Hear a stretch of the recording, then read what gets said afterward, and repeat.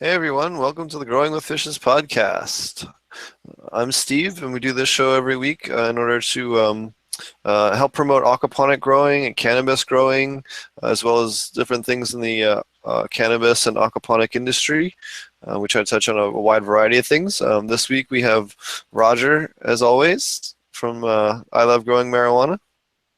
Thanks for joining us, Roger. And welcome to all our new guests and our regular panel. Happy Thursday. We got Marty. Cheers, everybody. And we got our guest today, Jeremy. Hi, everybody. How's it going? Welcome to the show, Jeremy. Thank you. Thanks. I have a quick plug here for Ouroboros. If you guys are interested in taking a commercial aquaponics class, his commercial aquaponics class will be the 11th, 12th, and 13th. I will also be teaching part of that class. So if you're interested in learning commercial aquaponics from both me and Ken Armstrong over at Ouroboros in beautiful Half Moon Bay, California, definitely check that out. As well as I'll be teaching the medicinal herb class on the 15th and 16th, and the aquaponic cannabis class on 19th and 20th, all at Ouroboros Farms. You can get more information at ouroborosfarms.com. Alrighty, this week we have Jeremy from Adler Packaging, all the way over in Maryland. I had a awesome time getting a chance to meet him and hang out with him over at the DGC Cup over in Colorado. We had a good old time. He was showing us all different kinds of different packaging options and all different kinds of different things over there. And he was kind enough to try and explain all the different kinds of cool ways that there are to package your different cannabis products, as well as some of the different regulations you run into when you're working in the cannabis industry and things like that. So thanks for joining us, Jeremy. Thanks. Yeah. Thanks for having me. Tell us a little bit about what you guys do. Yeah, so I work for a packaging distributor, and we're one of the largest mid-Atlantic packaging distributors. So most of what we work in is nutraceuticals and home and health care type of product. So anything that goes inside of something else, we sell you the thing that it goes into. So a lot of my office is dealing with sauces, with hair care products, with beers. We were the bottle supplier for Weyerbacher beer for a while. We deal in a lot of local juices. We do Tezime sauces, if anybody has heard of that, who's in the New England area. So that's really the background of the company. It's an 85-year company, a lot of custom work, a lot of great work that they do. I have, since I've started there, we've started branching out into working a lot more with cannabis companies. As regulation and legalization has been moving forward, especially in the DC area, there's really been this void of a local company to service the cannabis industry and make sure that they're properly taken care of in terms of their packaging, because well, I mean, a lot of the business of what? Steve, what was that? What? Okay. Yeah. All right. Yeah, don't look at Steve or the chat room if you're trying to keep a train of thought, okay? Sorry, I didn't learn the rules of being a guest. And to anybody who's out there watching, this is probably going to be an incredibly boring podcast. Steve and I are going to find it really interesting, and because I find this kind of stuff really fascinating. But I make no guarantees for anyone else. But what I was saying was a lot of packaging and a lot of the cost in what you do actually really has to do with freight. And so it's really important for the cannabis industry to take that into account, that if you're working with an online company, you're working with, in your plastics, you're working guaranteed with solely Chinese goods. If you're working with your glass, it's solely Chinese goods that have been shipped, and that is a cost. If you're dealing with a local company, we have access to local bottle blowers. Now, there are still no glasses being made in the United States, but we have access to local plastics companies, and we can help people save on their cost, and we can help group people together to save everybody the most money that they possibly can. And that's something that a lot of your online suppliers can't do for you. I don't know if that made any sense. Awesome. So what are the different kinds of packaging regulations you run into? You know, I know you work with a lot of different states and different things, but you want to explain to people, like, so say someone's got a different a new edible or some kind of other thing. What are some of the package considerations that people need to do? Well, you need to take into account your local laws and regulations because everything is different between CRC, opaque.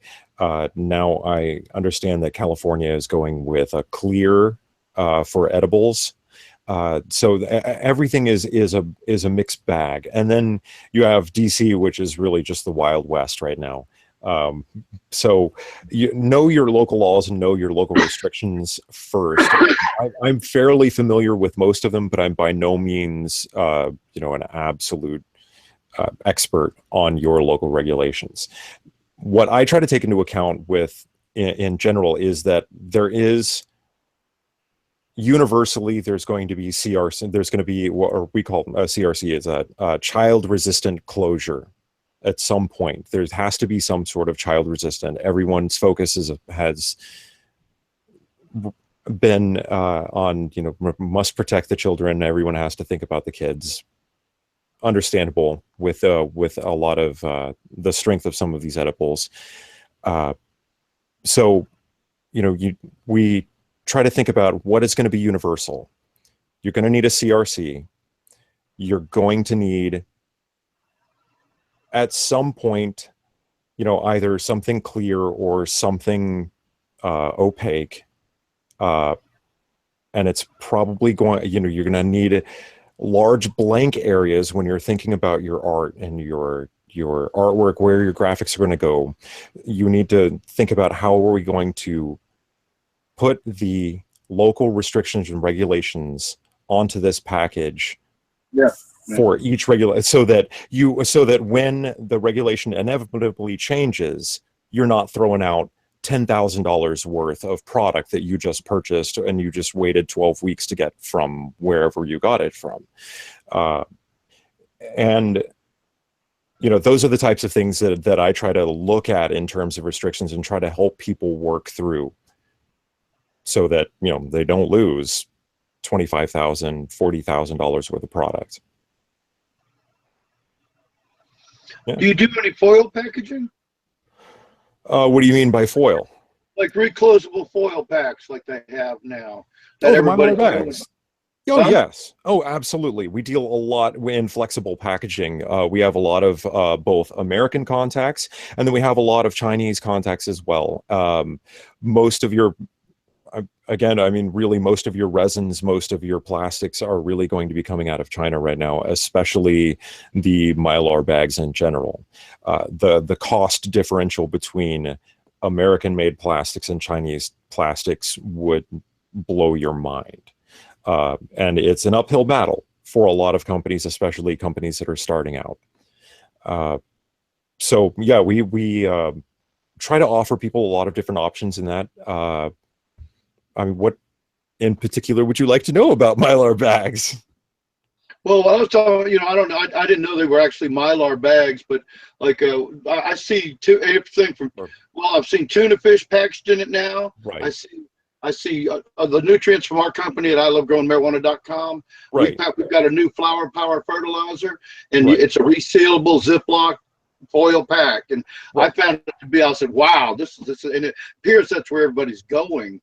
Yep. In a way.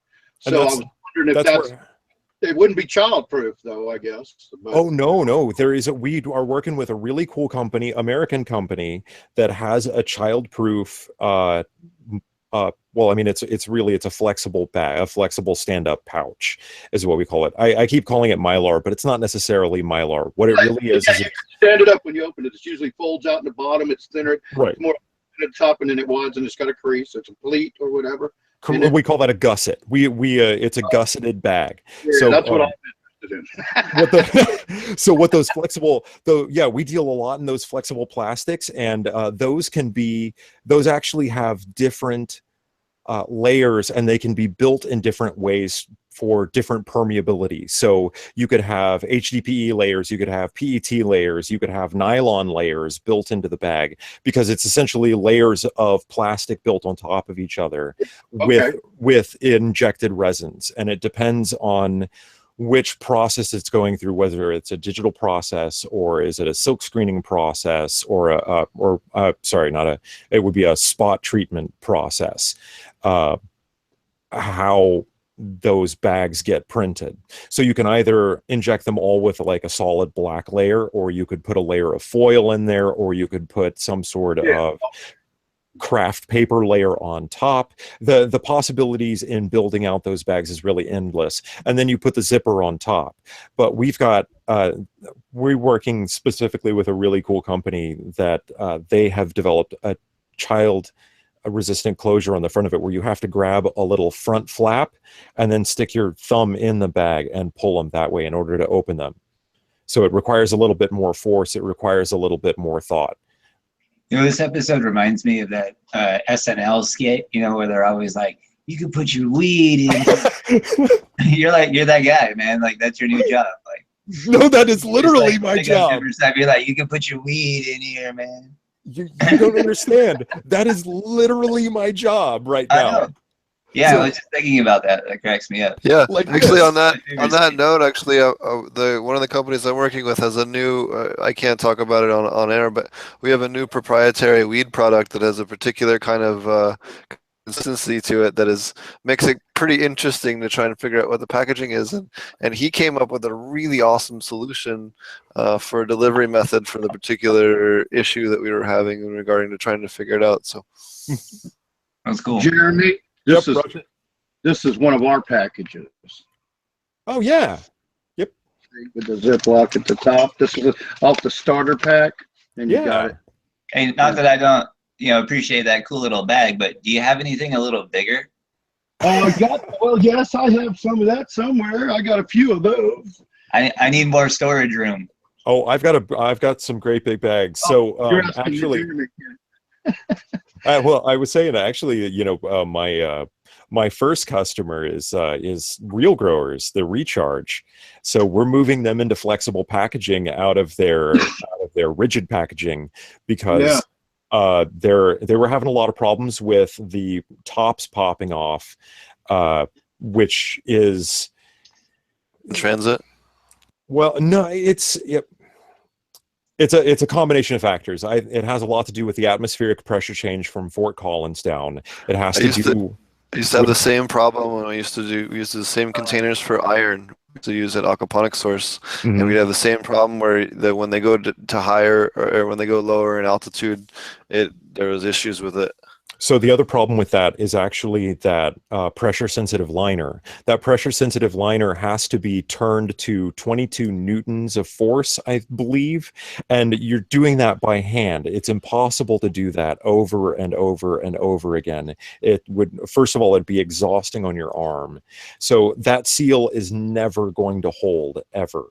And in order for a lot of the powdered nutrients for that seal to hold, you have to get in there with ISO, and you have to really clean the edge of that. Wow. Good Lord, this is boring. No, it's not boring. This is interesting. There's a lot of people that work in the industry and listen to this stuff, and And we all have projects that we're going to need packaging one day. So you're probably getting picked on some. We're doing some research for all of our own companies right now. Come talk to me, but don't tell the viewers. No, just kidding. Well, there's some stuff that we're doing locally that's really, really cool, and I'm getting back to, can you put your weed in there? Put your weed in there. So this, and I don't know if your viewers can see this. This is actually spec packaging that I'm doing for a Colorado company. They're working on a Cannagar, and you want to show that up again? I got you the camera locked. Well, no, I probably shouldn't show their logo too much, but it's because it for the Cannagar. Yeah. It's for a Cannagar. They're a new company that's coming out. This isn't their set artwork. I don't want to, expose it. But what this is a PET preform. So it's really kind of cool. What this is a PET water bottle before it's blown out to be a bottle. It's just 54 grams of polyethylene that of resin that they've formed into this shape, and then when they put it into the machine, they'll pick up like 64 or 128 of them, or a massive amount of them, and they heat them up and they blow them into these molds with a lot of hot air, and that becomes your water bottle. This bottle, or this preform is probably for at least a gallon size bottle. Cool. But so Steve and I were talking about a little bit before we went on air. This is really sort of the Wild West for packaging, because this is a whole brand new industry, and there's no set rules. There's no generations of looking at bottles and saying that bottle says hot sauce to me, that bottle says liquor to me, that jar says hair care products. We're pulling from absolutely every single industry and creating packaging that for a whole brand new industry. And there are some really cheap options, like using PET preforms. That's everyone's dirty little secret, where they're charging a little bit more for it because nobody knows what they are. But we've got stuff from cosmetics industry. What did I do with that? Like cool little makeup jars. Right. This is for like MAC products. It's an amazing concentrate container. But it's straight walls. So there's not that shoulder underneath there. You can get absolutely everything out of it. It's just a beautiful, beautiful package. And it's something that when you start thinking outside of the box and saying, can I put my weed in there? You come up with you come up with some really creative solutions. Yeah, that's awesome. And I think that it's interesting too, because you have a number of different sort of like needs inside of that market. It talked about being its own market, but really you have different concerns for edibles. Yes. You do for flour, that you do for concentrates. Yes. And even different kinds of concentrates as well. So in different states, like, yes. Up until recently, Illinois, you couldn't even be able to see the cannabis that you were buying. You couldn't have a clear container. In other states, you had to have a clear container. So, there's like you were saying, there's a number of different things that determine what you end up having to use, I guess. Right, and that's why you're seeing a lot of pop tops everywhere, and you're seeing flexible bags and you're seeing pop tops, because it's the most convenient and universally acceptable option. It's polypropylene resin. I think the molds for that thing, they're pumping out 128 of them every time the machine comes down. So they're pumping out thousands of them, tens of thousands of them a day. They can do it in every color. And you can cover all the regulations because it's child resistant. It can be both transparent or it can be opaque. It can be any color you want it to be. It's polypropylene that everyone knows how to use and knows how to decorate. So it can take silk screening. Everybody knows the chemical process for applying labels and for inks that will work on the polypropylene plastic itself. So it's one of those universal products that has just become the accepted norm. The same way that you see shampoo in exactly the same bottle, in exactly the same type of plastic, unless it's in a unique bottle, in which case somebody spent a ton of money to buy a mold to blow something, very specific for themselves. To make a tool. Yeah, because tooling is outrageously expensive. Tool is what it's all about. Tooling is what it's all about. Yeah. Awesome. And so, do you have any do you ever have any customers that are concerned with let's say being less disposable, when you're talking about those plastic bags and stuff like that? or even a little bit more durable. Like one of the reasons I like glass is that, like if I, accidentally set on it, I don't smash my entire bag of weed, for instance. Right. So there, pros and cons both ways, but you also, I feel like you have a lot of people are concerned with not having disposable bags and being able to reuse them. So, when I'm done with what's in here, I can, fill it back up again and, be able to reuse it and not contribute to the large amount of plastics we have out there. So do you have options for those people as well? Well, the market really creates the demand. I mean, it's when we start talking about mass production, you have to. Sorry, let me back up. The short answer is kind of no right now, because there's not enough demand for what we call PCR, which is post-consumer resin. Your plastics that are high in recycled material are not as high of a quality and wouldn't be as not always as acceptable of a quality to the consumer. So when you get really high in your percentages of plastics, your colors never stay the same. Your closures can become brittle. You start having a lot of problems with the quality of the bottle itself. So there's a huge trade-off. But on the other hand, there's also not a large enough demand for using things like the PE, the fully sustainable sugar PE plastics, or the resins that they're experimenting with that are made out of hemp. If the industry were to demand a large enough volume of those plastics, then we could have them. But as it stands right now, no. Because to get a lot of these people to turn on machines, you have to place an order of at least 150,000. That's right. That's what it costs for them to change the machine over to something else. You'll find companies that will do lower minimum orders, but it's few and far between now. Just because of the right. The plastics, universally, your plastics are mostly still local, unless you start talking about acrylics and certain specialty plastics. A lot of your mass-produced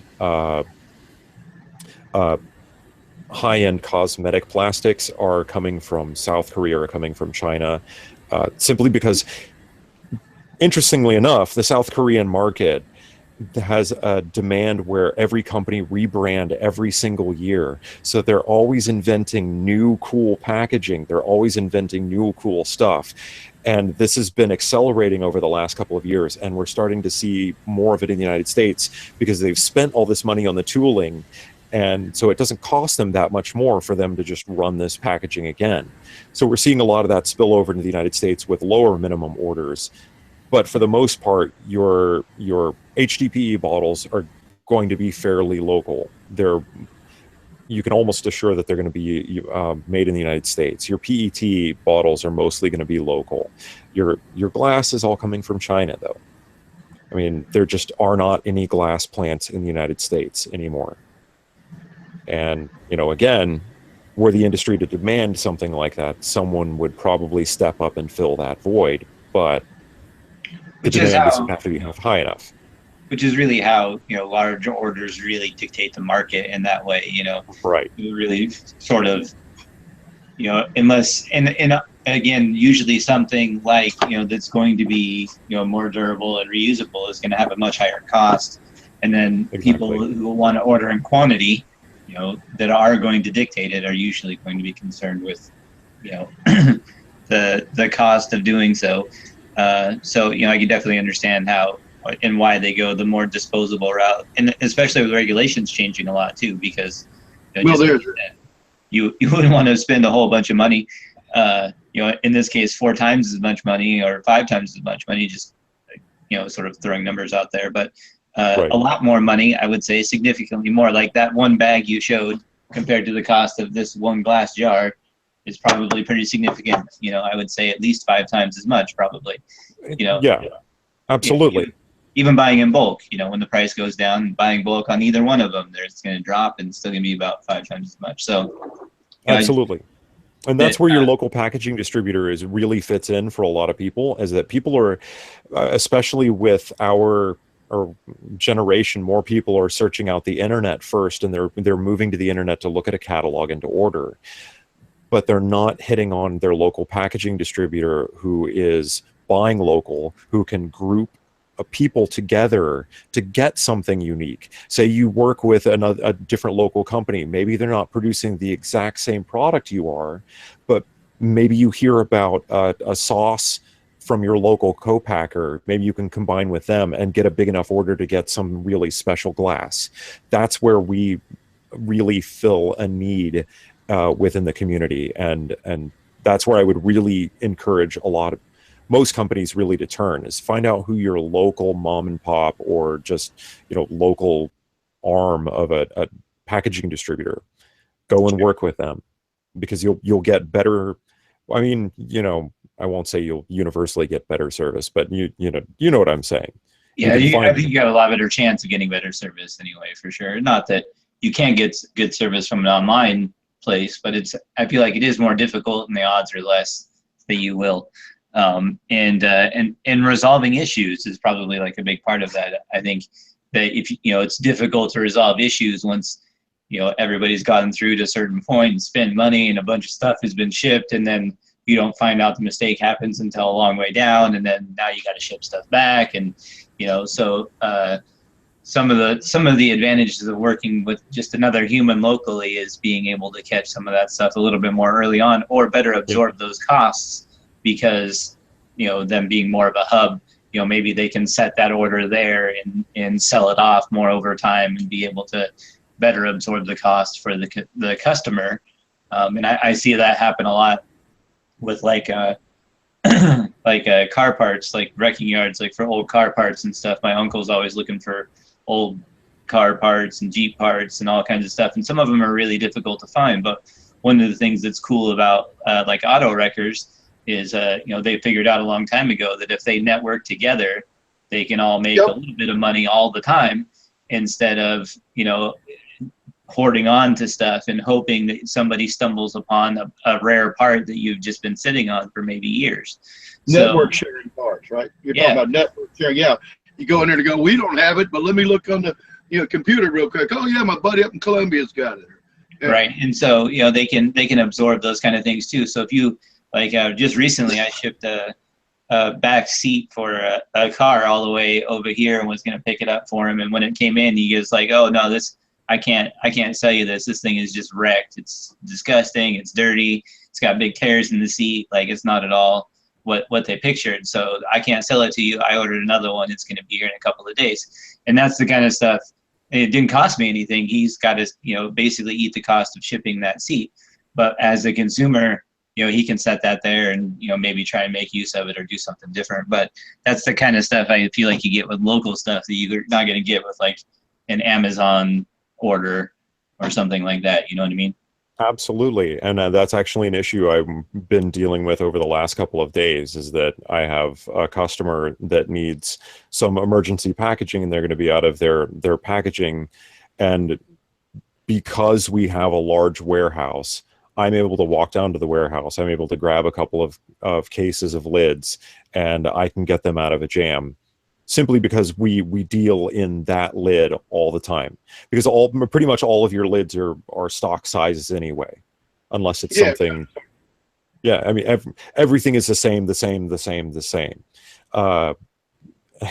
It's really just how you put all of the different Lego pieces together that really makes something really creative and unique.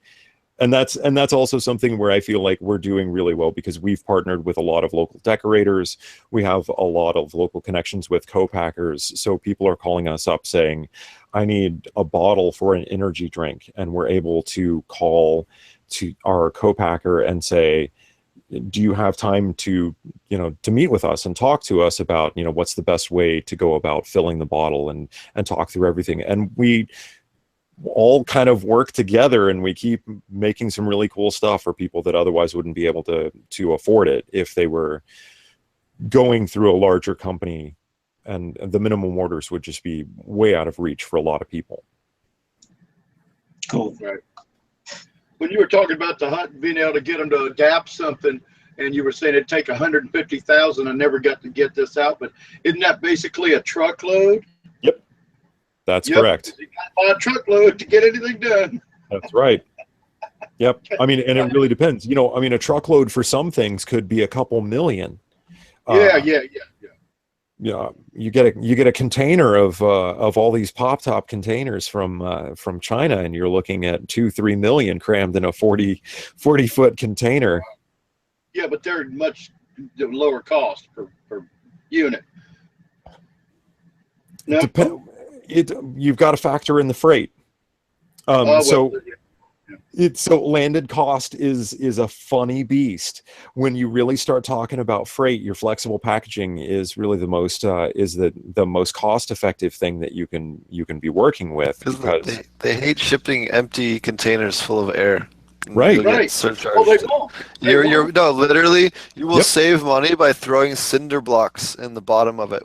I've done it on pallet orders where we literally it made sense for me to buy. It was cheaper for the customer to pay for like 4 or 5 cinder blocks to weigh down their order than it was to not put those cinder blocks in. It was ridiculous. it is the bane of my existence. It is something I fight with every day. It's gotten really bad the last few years, because we used to be able to get I'll tell you the biggest thing that kills me. I mean, that brings it to the head, and it doesn't matter what product it is, but I wanted to, a few years ago, I decided I had the money. I was going to buy, been wanting a bunch of nice ebb and flow trays, you know, and I was going to buy the professional trays with the right plastic and all. And the shipping was more than a damn tray. Yep. You can't even buy the tray. You got to have a local source to go buy. So you got to get in the car and go buy that tray. And the tray might be $65, but to get it shipped, by the time you get it shipped, it's $150. So Yep. Yeah, shipping has gone ape shit since the gas glut of a few years ago. The funny thing is the cost of shipping didn't come down when the gas came down the last 2 or 3 years. You notice that? Right. They didn't, like they started really getting bad on shipping, right?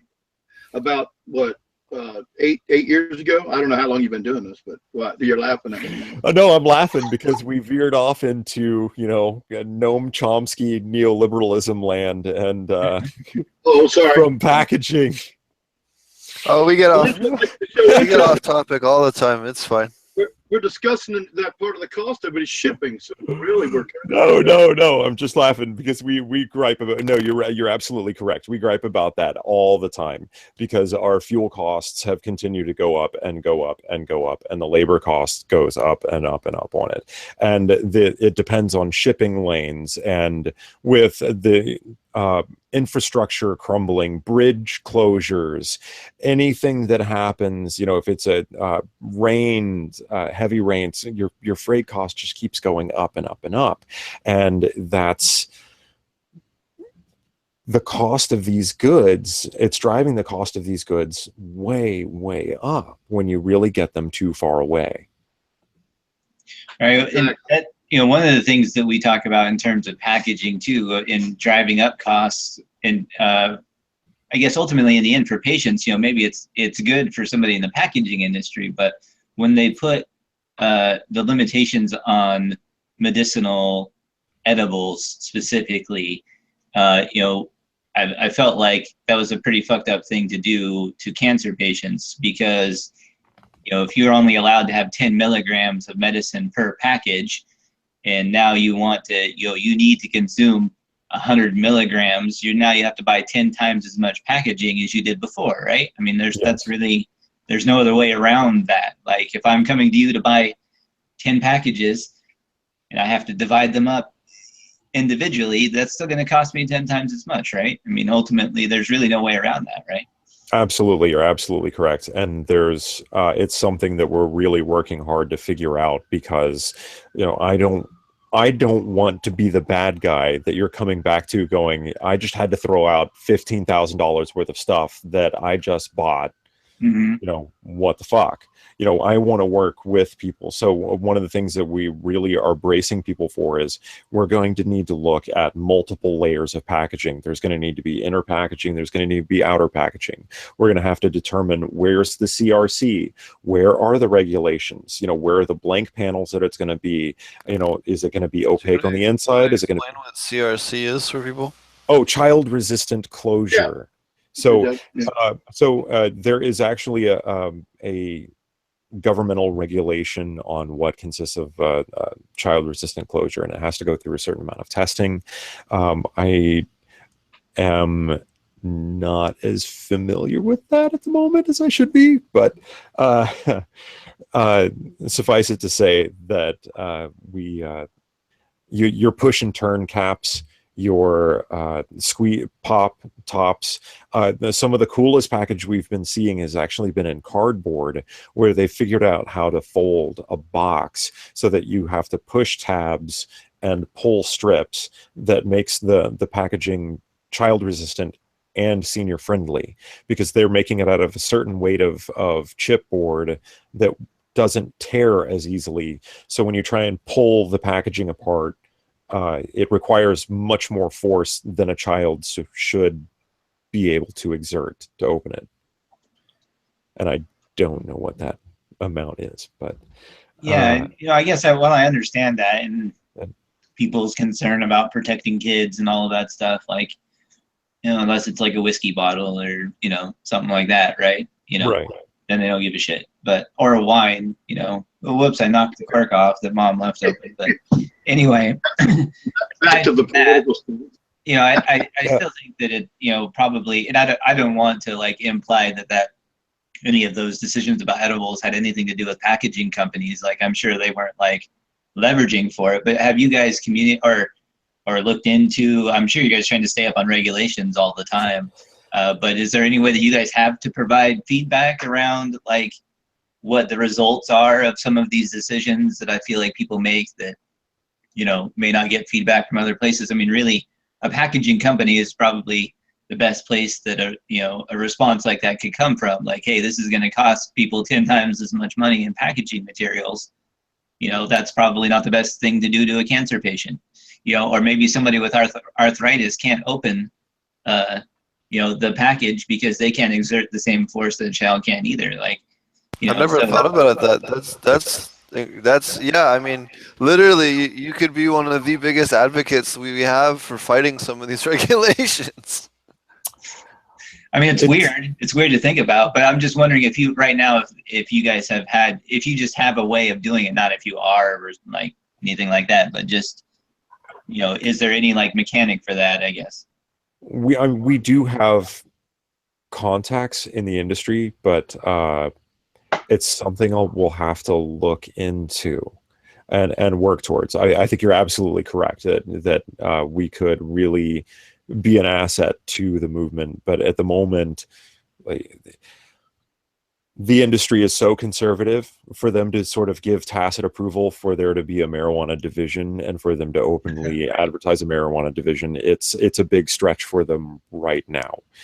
That's just the reality of a lot of these industries. So you're not saying stigma is holding back the cannabis industry, are you? No, I'm not saying that at all. Why does it have to have a label at all, though? Why can't it just be another company buying packaging? Well, because it's a specific industry. Well, I'll let him speak to it. Do you have specific regulations and things you have to cater to? Yeah. Well, that's true. That's true. But they do that for the other industries, so it's not. That's still not any different either. It should just be treated as a company needing a package. Whatever the specifications you're willing to do, those specifications. So I understand what you're saying. The corporate isn't ready to get on board with this. Corporate isn't really ready to throw their weight around in the legislative process on it, I would say. And that's a good point. That's the unfortunate aspect of it. They're willing to, I mean, everybody hates to say it, but they're willing to make the money off of the industry, but they're not willing to fight for it to exist. Because you took the words out of my mouth. They want to make the money, but not fight for it. I mean, because at the moment, let's face it, the industry, despite how large and how rapidly it's growing, doesn't compete with some of our nutraceutical clients who are ordering truckloads of plastic every month. They're ordering 2 and 3 truckloads. Right. It doesn't compete with the beer industry where we're shipping, pallets and pallets of Yeah. glass. And beer doesn't want marijuana legalized, I guarantee you. Right. That's, and You don't have and to the, comment on that, Jeremy. and the package. I mean, Thank you, Jeremy. We don't want you to get fired. I'm not going to get fired. No. All right. But we're just in an unfortunate position where everybody's just willing to just take the money. That's right. That's right. And not that there's really, obviously you guys have little control over what the legislation is, and if it goes in your favor, then obviously it's great. But I do think like I was saying, it would be cool if there was just somewhere where you guys could provide some sort of feedback, or somebody responsible for asking, like, hey, what, because it seems like the right person to ask if you're concerned about what kind of cost that's going to, pass on to the end user in this case. Who better to ask than the packaging company? And so it would be a good place to have that. And it's just one of many things that, in the industry that are held back because of stigma or overregulation or improper regulation. It's, add it to the list, right? But, and the other aspect of it is that most of the industry is still a cash industry, and when you're trying to do large plastic orders, or you're trying to do large material orders in any way,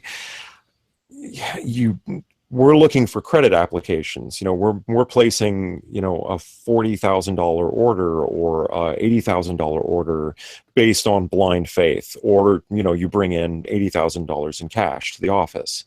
And that's been a big problem as well. That's why, it's again where the local distributor can be very, very helpful, because if we have something locally, if we're stocking something, if we're ordering the pallets of things, we can help you by rolling with the punches as the regulations change. We can help absorb the cost because we're absorbing it across many different companies. And as long as we find something that is universally agreeable, or in ways that we can dress up for each individual company, then we'll be able to really help each other to find better packaging and for the business to really succeed. Not only that, remember that most cannabis industries operate on cash. Yep. Yeah, that's what I'm saying. Can you walk up? Those resources are as simple as just like having a safe big enough to put the cash in and have it secure, right? Right. There's not a lot of businesses that are equipped to receive $80,000 in cash.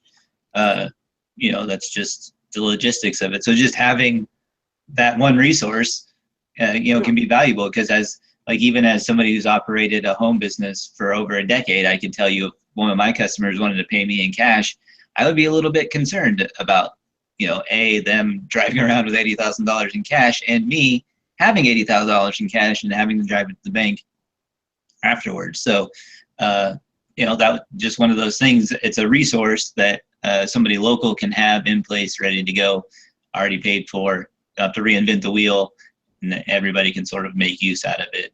Is kind of, I think, what you guys are trying to do for the most part, and point out those things. So. Well, exactly. We're trying to find a way to be a local resource so that you can order in lower volumes because you're ordering with groups. A good example, I have a lot of different juice customers where we order pallets of bottles to get them closer to truckload pricing so that they can come and they can draw off of those pallets, every couple of weeks. We order huge truckloads of glass into for the local iced coffee places, cold brew coffee. We have kombucha customers. We have, like I said, sauces. Hank Sauce is a really big customer. So we're ordering in a lot of different glass to be able to help a lot of different people get a better price on their packaging. They end up saving on freight, and they end up saving on just the manufacturing cost itself by ordering in bulk. Right. Well, that's pretty awesome. Talk about not reinventing the wheel, ordering in bulk and all that. That's almost like being a co-op. Like that's what it's almost like you're operating almost as a co-op for them because you recognize the local needs, and that is pretty cool as a company. Not many companies do that, order a truckload so that I can, like, if I could get I wish I could get my feed and seed guy over here to order me a pallet of things, you know, so I could go and buy a bag every once in a while, but he's not going for it. You know? Right. I mean, you know, we won't do it for just any customer. You know, we would need enough demand for us to be able to order a whole truckload. Yeah. Well, yeah. I mean, we have to get paid for our effort too. Yeah.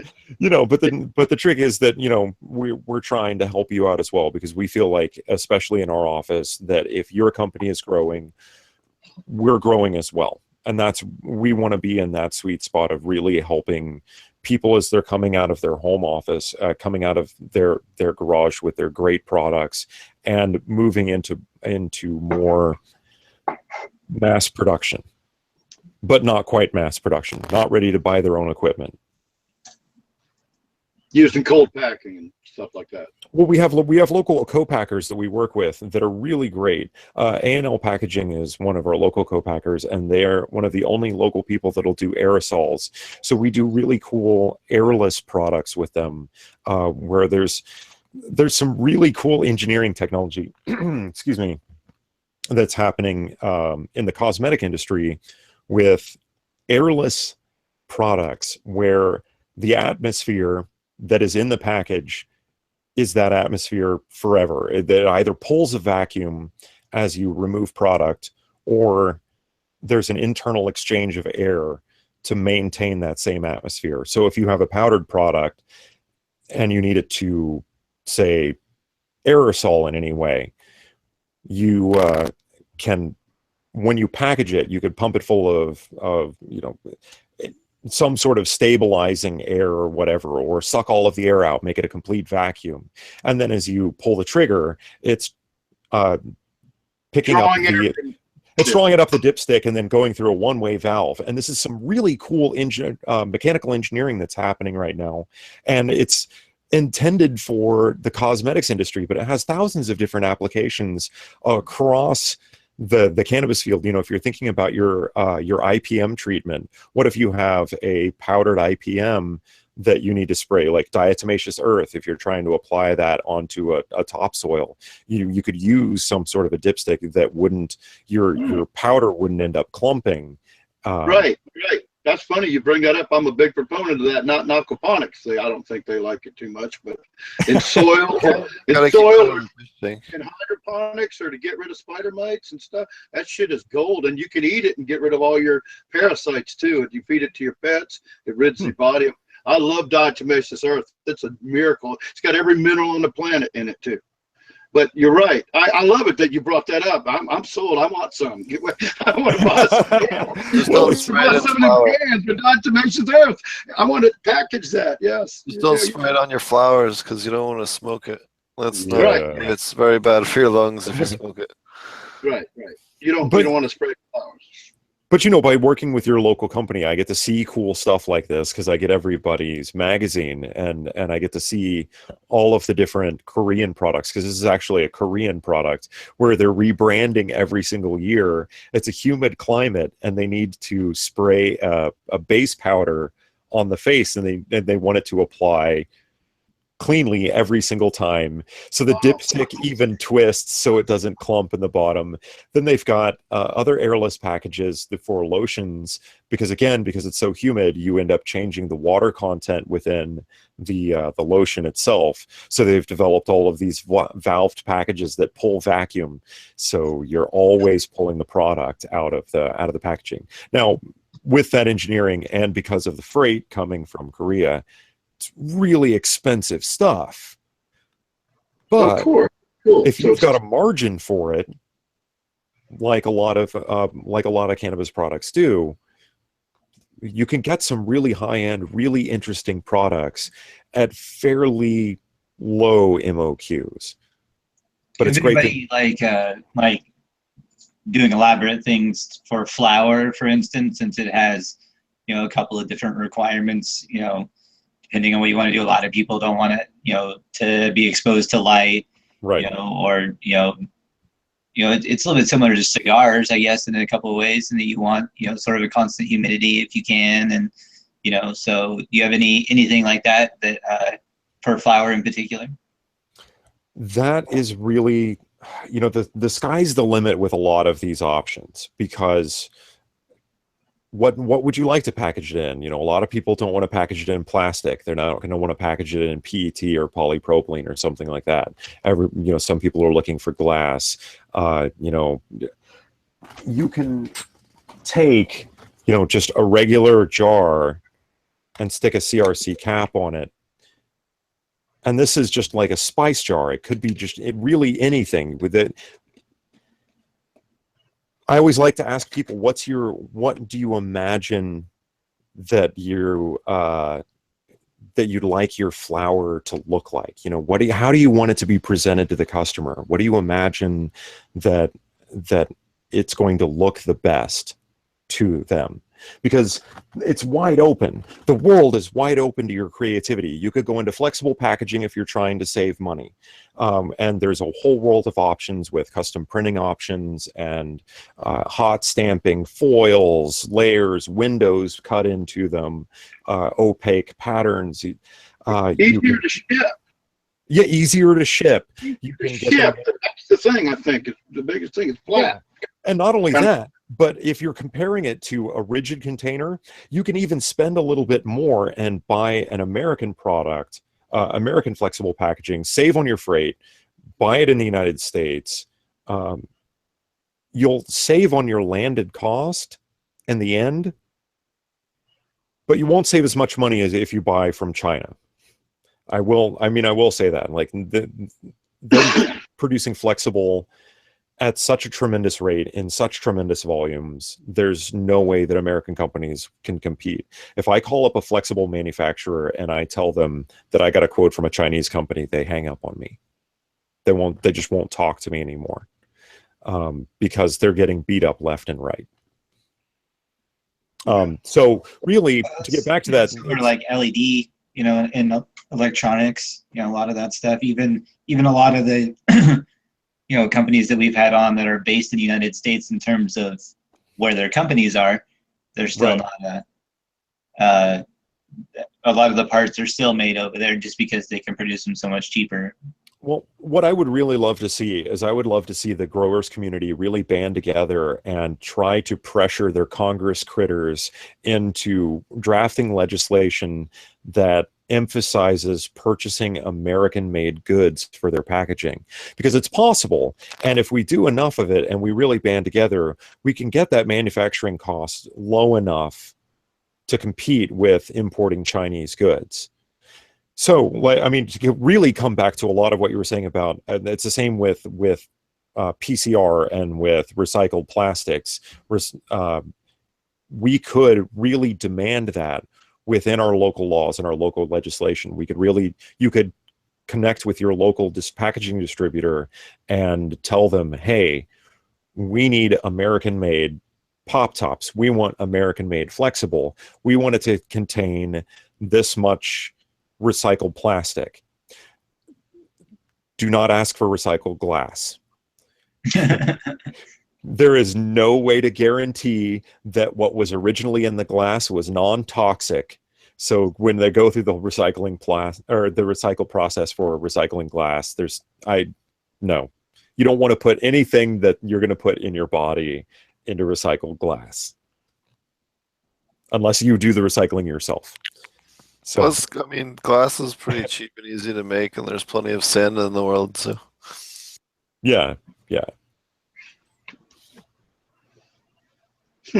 So, yay! Oh. So what are some of the more funkier packaging? You showed me some funky syringes and some of these other cool, like you got any other, you want to talk about or show any of the other funkier? You got some cool stuff. All of my cool stuff is at the office. So yeah, like I was saying, we've really been hitting on lately. It's funny how the packaging world works. It's such a small world. Like, my boss is third generation packaging. The company, and my boss will tell you, his grandfather got into packaging, selling glass bottles to moonshiners. So The company itself has been in business for 85 years, and we've been working with all of the same salesmen, all the same vendors, all the same other distributors, all the same competitors. So when we see marijuanapackaging.com, when we see Kush Bottles, when we see Canaline, when we see e-bottles, we know all these guys. So as the whole industry sort of moves, one of the salesmen recently shifted to a company, and he's been working for several different South Korean firms, and we've been getting all of this really cool South Korean packaging magazines, and it's neat stuff. It's, like I said, it's fairly expensive. It's highly cosmetic. A lot of it has to do with airless, different types of auto-loading droppers, possibilities for patients, especially with child-resistant tinctures, or when you're dealing with tincture products and you need a child-resistant package, there are auto-loading droppers now where you screw the dropper into the top of the bottle. It draws up a certain measured amount of product into the dropper. You unscrew the top. There's a valve closure on the top of it, so you could turn it over and nothing will pour out. And you have a loaded dropper where you just plunge it and you have a measured dose of something. That's cool. Huge applications within the cannabis industry. So CBD. yeah, I mean, there's some really cool atomizers that are on the market where we can fit little trigger sprayers or little pump sprayers onto some really neat bottles, either glass, maybe PET. I don't know. It really depends on what your product base is. And the type of oil as to what type of plastic we recommend. So, cool. Yeah, That was interesting. Yeah, you don't think so? You talk about it all the time, but you know. No, I love it. No. I tell everybody I love my job. We come into work and we talk about packaging.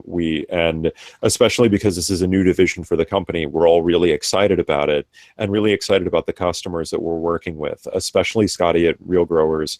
We're super excited about the work that we've been doing with him. We love his product.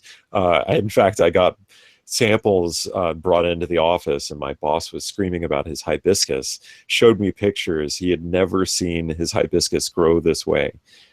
So he's on board with Recharge. It's fun. Love my job and love coming to talk about packaging. So yeah. Yep, he's been on the show 3 or 4 times. We often recommend Recharge for people. Yeah. It's good shit. Well, it's actually, I mean, that's actually how I found Scotty when I got into the packaging industry. I've been following the Growing with Fishes podcast for a little over a year and learned about Recharge through you. And as soon as I got in the industry, I approached Scotty and said, can I help save you some money on your packaging? And he said, yes. And we've been working at it ever since. And we're doing some really cool things for him. That's Awesome. right. We bring people together. That's what we do here. Yes. Yeah. That's so funny because they inspired us to do the show, and then we ended up kicking back his packaging guy. You know what? We're all working together. Like I said, work with your local packaging distributor, or maybe you're not your local packaging distributor, but we'll figure it out. Well, the other funny thing is I work with some of the guys that do the bookings for some of their guests, Yeah. the guys that help out. So shout out to Malik Spider. Hell yeah. Thanks a lot for helping us out. I still got to finish updating some of the stuff there, but yeah, he helps out with both shows, and he also helps out, I think, a little bit with the GrowTube show. So shout out to him for continued support for the whole community, especially the podcast and live stream community is huge and helping us out for making sure we can get cool guests on the show. Awesome. It's so weird having the GrowTube on break. I know everybody freaked out, thought it was a prank. Did you see that? Yeah, well, no, hey, like we've had a couple of times when we took off. There was a time we took off 2 or 3 weeks from you, and I were both just had a lot going on. It just happens sometimes, you know. Yeah, no, well, they did better than we did. They planned it and like announced it and everything, and then they did their last show before the break, and apparently a bunch of people didn't believe it and thought it was a prank, and that they were like not really taking a break. It was all just a big joke, and he had to release the video like, no, really, we're not doing he kept getting all these messages like, "You guys are doing a show tonight, right?" Like, the 6 o'clock or whatever it was they started at came rolling around, and he had to put up a video on his YouTube like, "No, seriously, it's not a joke. We're not going to be on for like 3 weeks. You guys need to find something else to do." So that was pretty funny. But I love the grow tube, and it is a little weird not having them on, but it's I totally understand them wanting to take a break. I just thought it was funny that he had to put up a video for that. Yeah, well, hopefully we can get one or two of those guys over on our show while they're taking a break. I've been emailing a few of them.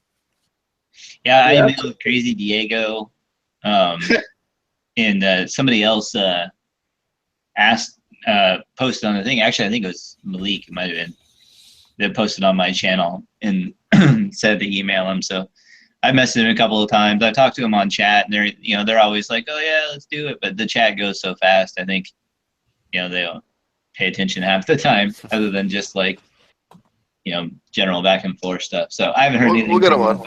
It would be cool to get on there for sure. Oh, very good. So yeah, so what other? So I was pretty surprised. So you guys also offer some, like curing solutions and curing containers. I was kind of surprised to find that out. Do you want to talk about that?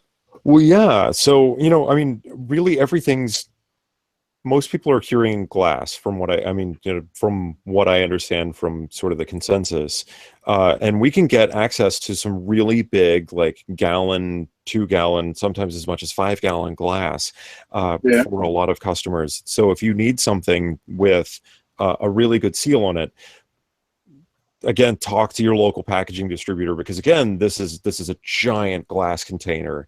You want it to come from as close to your location as you possibly can to get the best price on it, because your freight is gonna suck on that thing. But yeah, we can get some really cool, really big glass. All of it is really coming out of China. There's some neat stuff coming out of Shenzhen right now. I actually have an uncle that what he does is he translates for Chinese businesses and for Taiwanese businesses when they're dealing with American companies, that he helps facilitates business transactions. So we're starting to work with more glass manufacturers in China and seeing some neat stuff. We should be getting some really cool vape cartridges in. I should be getting some really interesting display glass that I'm going to show you, Steve. And we're gonna see some really neat stuff. So it's kind of fun.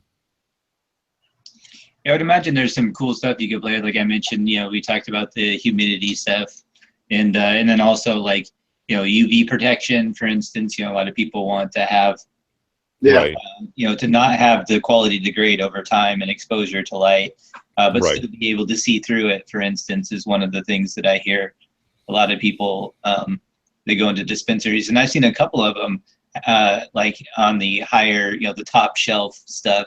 When I don't go into dispensaries very much, but when I do go in there, usually they have the top shelf stuff has fancy packaging of some sort. I've seen everything from the small recyclable, almost cardboard-like containers where the top pulls off, like twists off, and you can put your weed in there.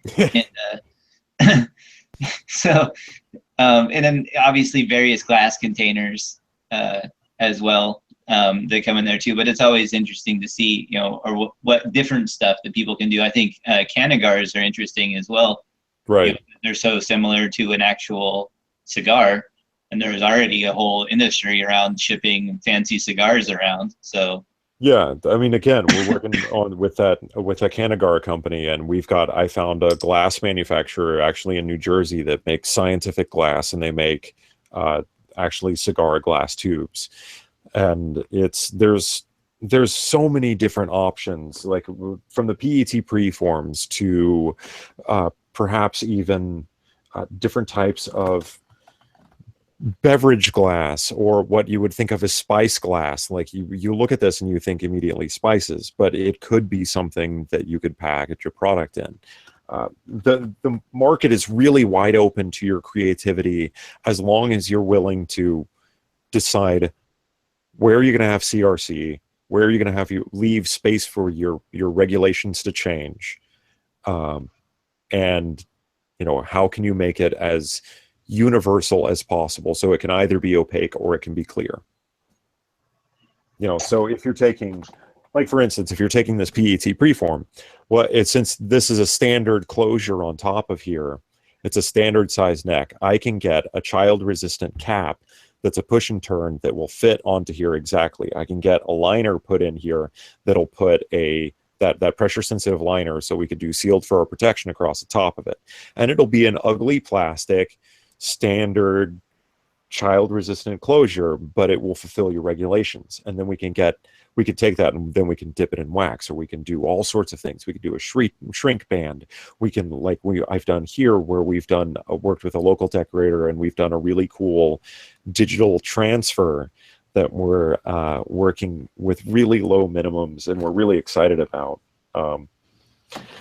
That's cool. Make a small plug for our customer, but we're doing some really cool stuff. It's to be able to, but specifically to be able to help this industry, since everybody has to order in 1-2 cases. You know, you're not rolling into your local packaging distributor and dropping $4 or $5 grand on your packaging. If you're ordering online using your own credit card, you're not ordering, you know, 10, 15 grand unless you are a fully invested packing, or, you know, a producer with deep pockets, with a, you know, large capital. Most of those guys are coming in and they're looking for 1-2 cases. They're trying to buy, you know, 4 or 5 things. So we're trying to find creative ways that we can get their package to stand out from everybody else's, be unique, but in quantities you can afford, instead of 25,000, 50,000. Right. Am I boring the shit out of everybody yet? No, this no, is- I was everything- distracted by chat. Chicken holes give me a hard time. Oh, there's I'm our not buddy. over in chat. Does anybody have any questions in chat for Yeah. the packaging expert? Do you guys have any? You guys have any other stuff you offer? Maybe like large containers for people, you know, that are maybe storing cured bud, or in, you know, in large batches, or some other stuff like that. Oh, absolutely. There's like I said, the world is really your oyster right now, because we're really inventing the packaging world, and we can find a lot of creative options between, you know, 5-gallon buckets that we can get made locally, or, you know, large glass options. There are large maybe PET options, or flexible bag options that we can come up with for people. And again, because we know all of these plastics manufacturers and we know them locally, we can find ways to get them as near to you and as cheaply as we possibly can. So, Awesome. yeah. Very cool. Yeah. So Pretty much in chat yet. yeah, does anybody else Yeah. in chat have any questions? We got 13 people in chat actually. Oh, really? I didn't Yeah, we have 13 people listening to how 14 people now listening to how interesting packaging is. Now he's So, nervous. Look out. yeah. Now he's turning red. Most of them are just trying to peer pressure me into taking big hits, though. So Yeah. don't worry about it. Peer pressure. All right. What have you been up to, Steve? What's going on with you? Well, actually, before we do that, why don't you tell people how to find you there, Jeremy? Oh, yeah. If anybody wants to give me a call at the office, my phone number at the office is 410-242-8888. Or you can send me an email at j.milner, that's Milner, at andlerpackaging.com, ANDLER packaging.com. Yep, and I put that in the description, so if anyone needs that and wants to just copy and paste it and be lazy, you can do that as well. But yeah, please give me a call if you have any questions, or if we really try to pride ourselves on being really honest with our customers about what we can and can't do for them. I'm often turning people away and saying, listen, you're not ordering a large enough volume. Here's your best option right now. Here's how many you can order through me. come talk to us in a couple of months. Let me help you save money and let me help you grow to the level where I can help you. Or can I, get you caps, or can I, get you help you with your labels or something else. So there's a lot of options that we try to be really honest about where your dollars are being spent, what are you're being charged on freight, and why. So, yeah. Cool. Yeah, that's excellent. I'll tell you what, I'll probably be calling you about a couple ideas I've had just to see where I would stand and what I'd have to achieve to be able to get a good price break. So I deal in a lot of stuff in North Carolina. So Oh, I yeah, had one last we're question. pretty close. We're pretty close. Yeah, we're not okay. that far. I have one last 600. question that I had. What do you guys have for seed packaging? We have a lot of seed growers and guys that do different genetics and stuff. What We've kind of been packaging do you have available for seed distributors? We've been getting some really cool small flip top or just hinge top little packages that are similar to the standard little conical shape flip top, but they're more cylindrical. They're more like the like your standard J tube pop top. We've got those. We also have the little glass vials and like the 1 gram. Most people would look at them and think they're Coke vials, but we've got things like that. We have, Boston rounds. Really, the world is your oyster when it comes to that. We could do, even very small, flexible bags. Yeah. Awesome. Yeah, I was just I know we have a lot of different seed companies that listen, and I thought I'd it's one of the things that I definitely would be considering. Yeah, Seed yeah. companies are always looking for a new stealth way to ship.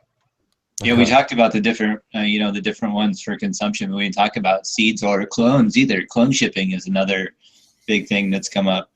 Yep. Actually, Yeah, I get asked to ship clones all the time from random people that I don't know. It's fairly awkward. Yeah. But, Yeah, I aside from get that, at least a seed request a week. but I do get a lot of people that are, that do legitimately want to do that, even, like interstate transfers and stuff like that, where it's, like recreational grows that want to exchange specific cuts to do grows, like experiments, side-by-sides, different growers growing the same cut. Right. It happens with breeders a lot. So clone shipping is another one. So all that is, just different fingers of that industry that you could explore. And, like you said, how many do you want to ship at a time? Do you want a tray? Do you want, like all of those things end up coming up, each their own little rabbit holes.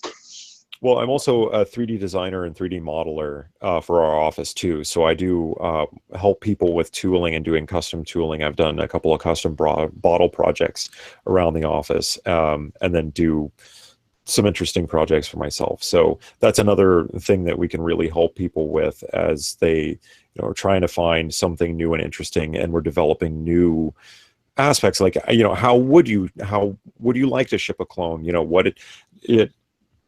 What are your requirements? It'd have to be crush proof. It would have to be, I don't know, it'd have to be leak proof, right? It would have to be watertight. Watertight, preferably, yeah. Would you have 1 or 2 chambers? What materials do you want it to not be made out of? You wouldn't want it to be made out of glass necessarily. Do you want it to be made out of acrylic? That acrylic is probably going to come from China, so you're going to need to get a bill of materials for it. Like it's the things start getting really complex when we talk about it, but it's really fun. It's really but while we can explore that industry and we can talk about that, that's something that's really going to be more moving forward as legalization moves forward across the country. Because right now, if you were to dump a bunch of money into developing a product to ship clones across state lines, I can guarantee you'd have that plastic product seized coming into the United States. Right, and I think that, again, with more stigma and regulation and all of the stuff that holds back the cannabis industry, you might not see a lot of this stuff for a number of years. Yeah, it is interesting, I think, to think about different stuff, and I think, even shipping mass amounts. So you talked about, 5 gallons of glass. A glass container that holds 5 gallons is a very large glass container. But in a lot of cases, if you're going to eventually, like, let's say I'm a producer in Oregon and I want to sell my excess cannabis to somebody in, say, Las Vegas, who has, maybe not the ability to meet the demand that they'll get because of their tourism and the fact that they live in a desert, and the definition of a desert is nothing grows there. So if I want to ship hundreds of pounds down there, that's going to, bring up a whole nother set of logistical challenges in shipping. People have been fighting that battle for a long time. Right. So to do that on a commercial level, I think will be interesting to see how that plays out once state lines do open up, or even international lines do open up, sometime in the far future, probably. Right. But it will be interesting to watch for sure. Well, and that's one of the things where, I can be sort of the sweet spot, or I can point you in the right direction, because I feel like for companies that are looking to create dispensaries and they're looking for display glass, and even in some cases curing glass, I'm sorry, Steve, I'm going to cut myself out of some business here, but I think that it's more in your best interest to look at your local glass blowers, at your local, for like Scotty, for like, say, Mountainside Glass or somebody of that nature. If you could find a local producer of beautiful decorative glass, you're going to spend more money, but you might end up spending less than getting a really big jar from China, unless you're buying a lot of them. If you're buying 5 or 6 for your dispensary, Harbor Freight, maybe your store. So just give people an idea, what size jar is this glass here? Do you know how many gallons this is? Is this a half gallon? I think that looks like a 64 ounce. It looks like half gallon. Yeah, pretty sure. So it's 10 times bigger than this then, basically, right? That right. 5-gallon glass container we're talking about. Yeah. So and, just to give people a size reference. And then when we ship it, and that size glass container, my cost might be somewhere in the area from $3 to $4 for that container before landed cost, before we have it shipped in. And then when you ship in a pallet of them, a pallet might only be 50 of them. So it costs, $400 for that one pallet divided by 50 little glass containers. That $3 container just jumped up to, 10?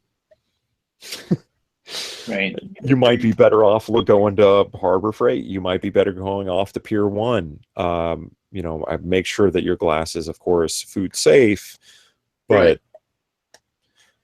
if you're looking for big display glass, something that's more decorative rather than what you're using for your product, that might be a better fit. For sure.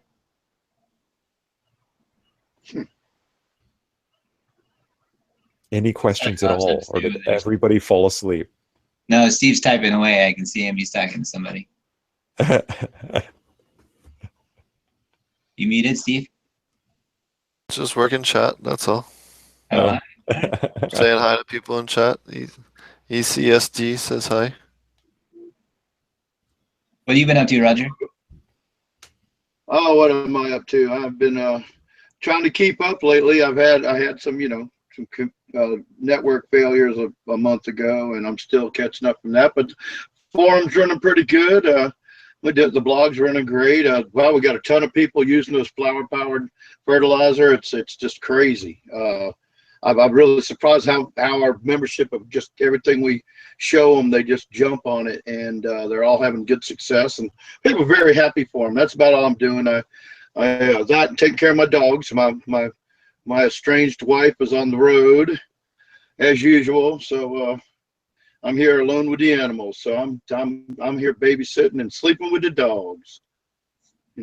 All right. Nothing big. Roger and his bitches. My clones are rooted. My Blue Dream, my Blueberry, my Strawberry Kush, my Pineapple Haze. The roots poked out the bottom of the Rockville yesterday. Nice. I was referring to your dogs. Yeah, you said what about my dogs now?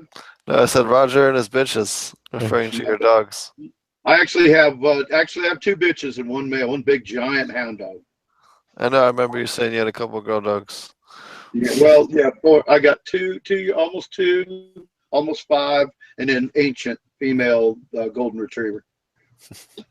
hound dog and a 2-year-old female pit bull. That's crazy. Red nose. Hopefully Brain Grow comes back. We haven't seen him in a little bit. Yeah, I'll check and I'll look at the forum because I can. The thing about it is, him being a member of the forum and helping out, I could private message him at the forum. Well, I haven't seen him on Facebook. Well, I have a couple other means of talking to him, and I haven't seen him around. He's just been busy, I guess. Yeah. What's new with you, Marty? Let's see. I'm about 99% sure my side-by-side that was supposed to be 2 of the same cut is not 2 of the same cut.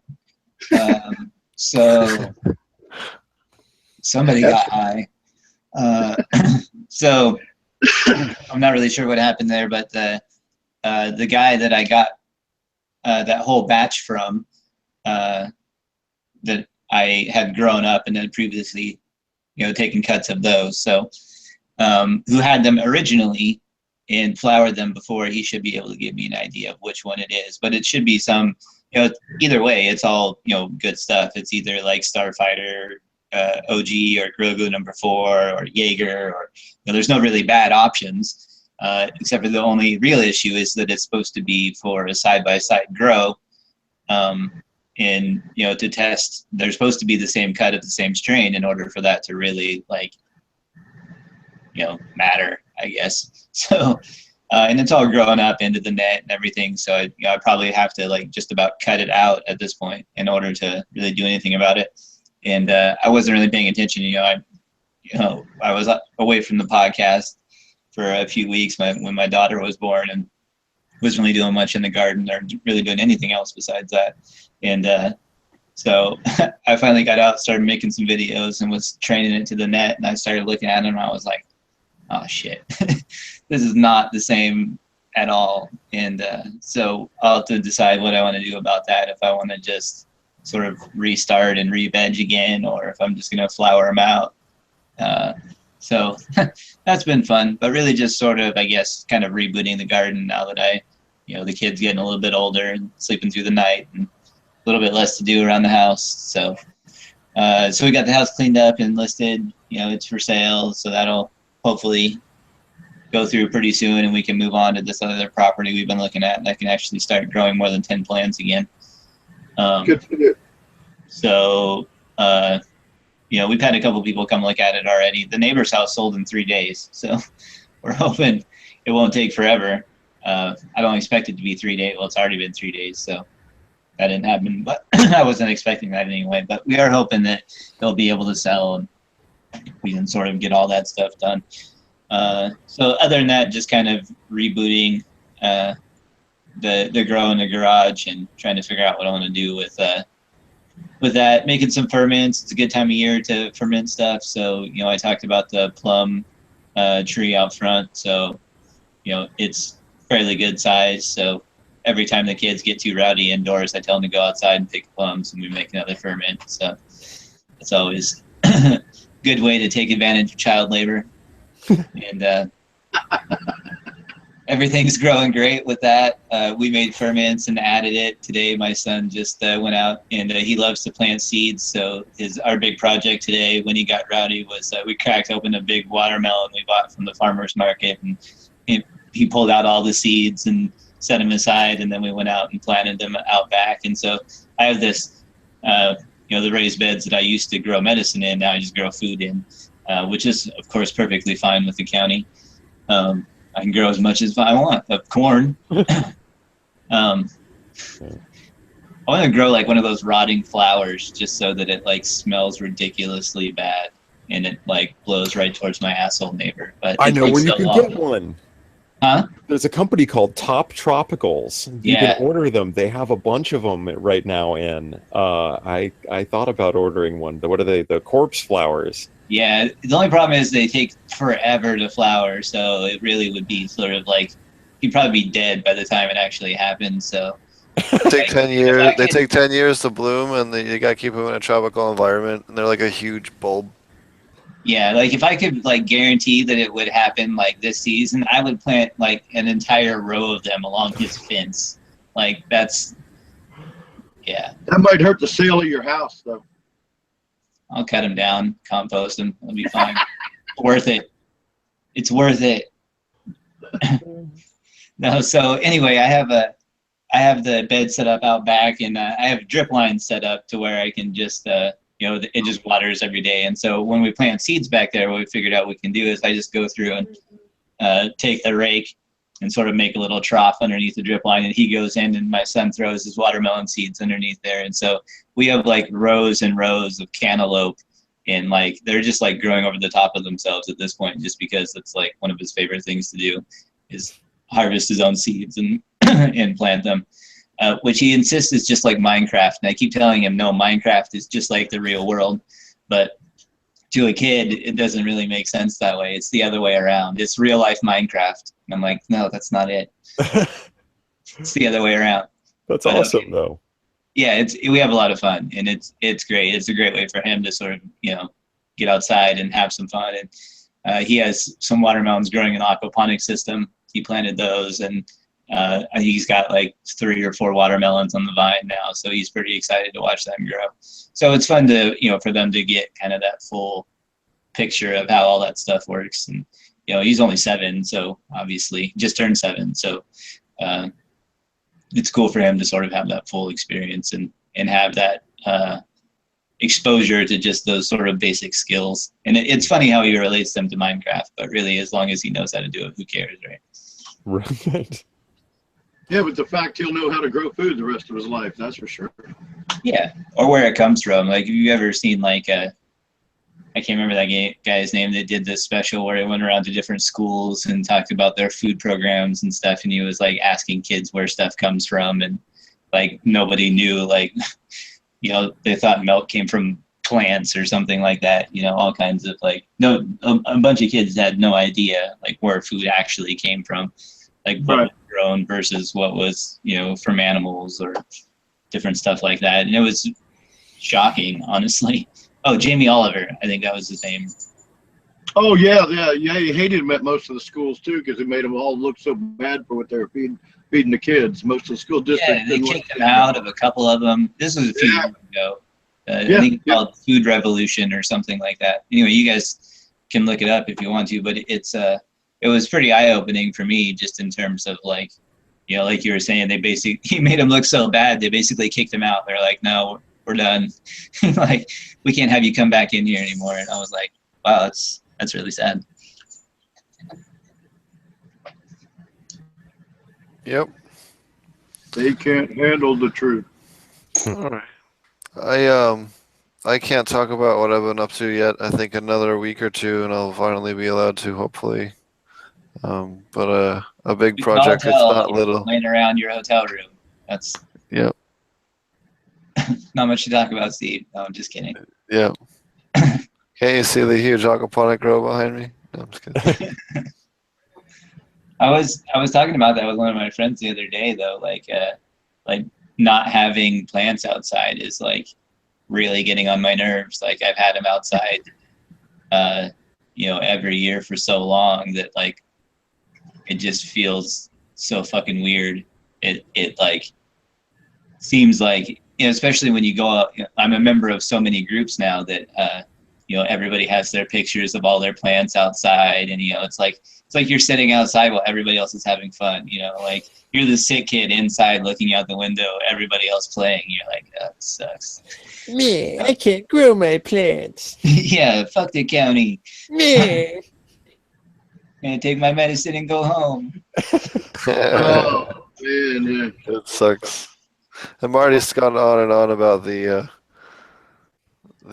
People's Republic of Oregon. yeah. I call them the Jackson County Mafia. So The law's the law until they change the law back and forth and back. I'm sure as soon as they see this, I'll get pulled over. So Yeah, I funny call them the story. Jackson County Mafia. Funny story, actually. Shout out to there's a guy that happens to work at the hotel where I'm at, and he was walking. Well, I was walking by the other day, and he goes, "Oh shit, I'm listening to your podcast right now." And he showed me, and he was listening to our podcast, and he goes, "I stopped smoking, but I got some shit I'll give you." And he came back, and the next day he gave me a gas mask, like old school gas mask. It's fucking awesome. And he gave me a cool little pipe. I just want to say shout out. That was fucking dope as fuck. Oh, he says he's here. He's in chat. Yeah, there. He's in chat. So I thought that was dope. Shout out to TMA. I won't say the rest because I don't want to get him in trouble because I don't know if he's off air. I don't know if he's working or not. But I wanted to say shout out to him and thank you. Yeah, I see Old Fart Grows in chat too. Yeah, Old Fart Grows. Hell yeah, I'm gonna be spending some time with him. Him and I are gonna be doing probably well, yeah, him and I are gonna at least do some an eclipse video together. We're gonna drive up and see the eclipse, I think, so that'll be pretty dope. Maybe even do one with Marty. So we got some stuff in the works. We'll see. Yeah, we'll see. See if we can line it up. If not, we'll get you on the way back. All right, I may be in the middle of the woods, just so you know. Oh, okay. Anyways, that weekend you're talking about going is the opening weekend of archery season, and I'm a big archery hunter, so I will likely be somewhere in the middle of the woods at an undisclosed location. But I will relay such location to you if you need to know. No, seriously though, will not be around that weekend. But I may be up towards Central Oregon, so we could probably rendezvous, especially if you want to watch the eclipse. There's a lot of good places where you can. Apparently, there's going to be a lot of meteor showers as well, so yep, you always enjoy those. So we might be able to hook up. I don't know where I'll be. We'll find out. Yeah, that'll be dope. But yeah, shout out to Old Fart Grows. We'll have him on the show again soon. He is the Jedi Master of the extraction arts. Nice. Yeah, people love those kind of shows. Yeah. We're gonna get him on again. He's gonna do a little like home small batch, like making medicine for your mom and dad, or sick family member for yourself kind of thing. I was talking to him, so it'd be cool if you could do something like we did with Mountainside Glass. That was such an elaborate. Yeah. Like I can't believe how in depth that guy was willing to go. It was really cool of him to take that kind of time and show us around and move around the shop. And we'll have to do a video with Jeremy when he's actually in the warehouse, so you can show us all the different crazy fucking things. Yeah, actually on that note, I have a really cool guest. I think it's next Sunday. I won't say who it is yet, and I can't remember if it's this Sunday or next Sunday. I'm pretty sure it's next Sunday. We have a really cool guest that is really, really cool. And if you've ever read the book Tie Stick, you'll like this guest. So check it out. We got a really, really awesome guest lined up, but we might do a random unannounced Sunday edition because of when we're able to do an interview with this guy. But it'll be worth it. Trust me, you will not regret it. So working on a pretty cool guest coming up. This is something that you've been working on like a few weeks. We've talked about. I've been working on this for a couple of months. I got 2 or 3 really dope guests that I've been working on. We're just a matter of timing and me getting them the technology they need to make the interview happen. And they don't live in the U.S. That's why we're doing something. Okay, well, maybe they do. I don't know where they live.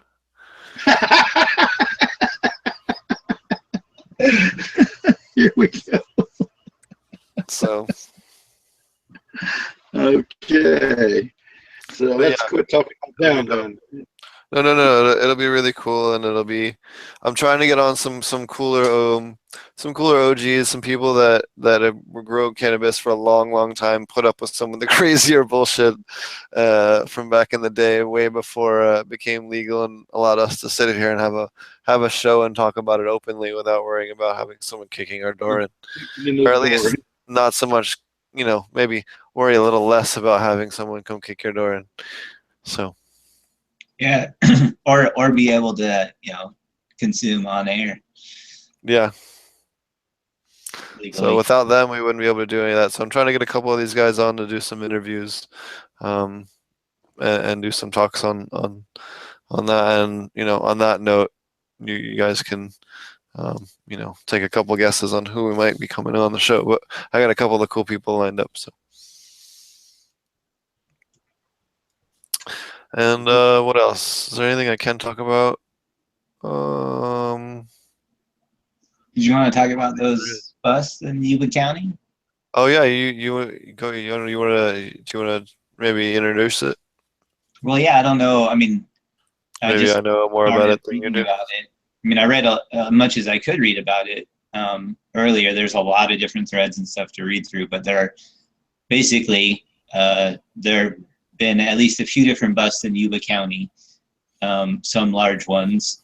There was a weird shooting that happened at this the Rastafarian Church of Cannabis, which is Eddie Lepp, and I forget his wife's name now, but he just got out of prison after serving, I think, 7.5 years of a 10-year sentence for a nonviolent growing charge.